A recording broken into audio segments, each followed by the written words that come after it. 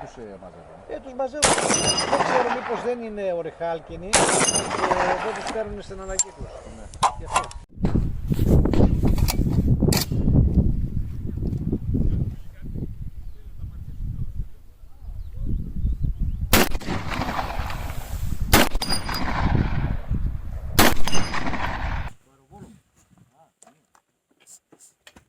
Παίρνω το αεροβολοκυριάκο λοιπόν.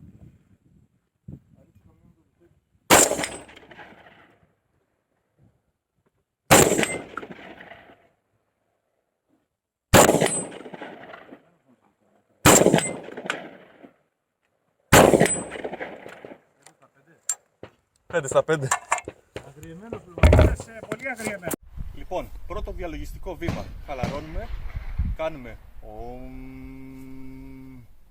βάζουμε γεμιστήρα, οπλίζουμε και στοχεύουμε.